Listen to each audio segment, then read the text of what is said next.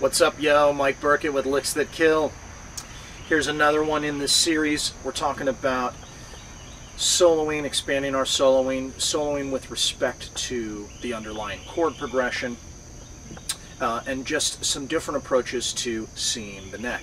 We're going to work in fifth position. This is going to be, all of these chords are going to be based around a D, but not a D major scale, not a D minor scale. These are different types of Ds, some that don't appear together in scales. This is just to get you used to some shapes. So let's start it off. We're going to talk about D major, and here is a D major shape.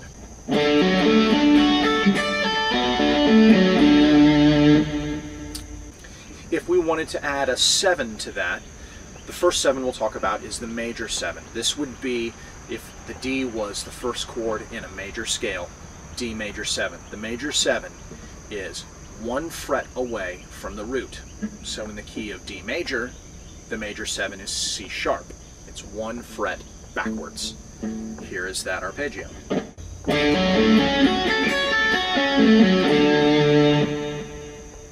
Previously we talked about the major 7 chord. It's got a major chord in it and a minor chord in it. In this case there's a D major and an F sharp minor. So we could use this arpeggio D major 7 over top of an F sharp minor chord and vice versa. So very useful. That's the major 7. Let's talk about the dominant 7. The dominant 7, the 7th note is 2 frets backwards from the root. Here's the arpeggio for that.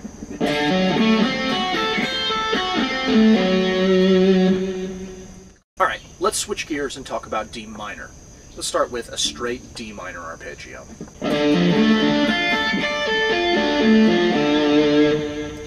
Let's move on to another chord, D minor major 7. This chord is not as common. It doesn't occur in a minor scale, it doesn't occur in a major scale, it occurs in the harmonic minor scale. So the first chord in D harmonic minor is D minor major 7. Here's the arpeggio for it.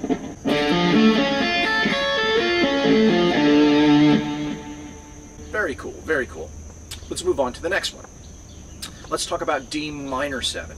D minor 7 and the minor 7 chord pops up all over the place. In the major scale and in the minor scale, there are 3 of them. So this is a very common chord. Here's the D minor 7.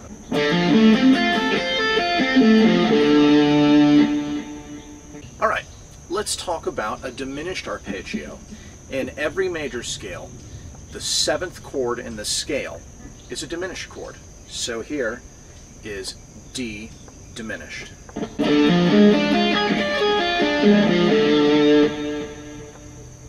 The diminished chord that occurs naturally in the scale is D minor 7 flat 5, or the minor 7 flat 5 chord. In a major scale, it's the 7th chord. In a minor scale, it's the 2nd chord.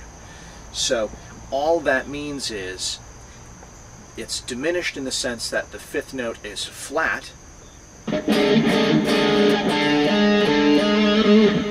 but the 7 is not diminished. There are 3 types of 7. In this case, the 7 is only 2 frets away from the root. This is basically like the dominant 7 that we talked about earlier.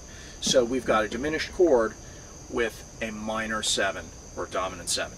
This is 2 frets away. Here's the arpeggio for it.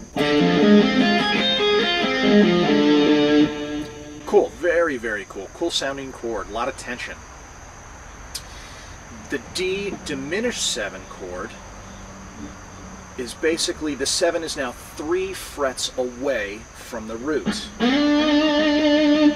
Here we're at D. That note in the appropriate key would be considered C flat, but it's the sound B, same sound. C flat and B are the same sound.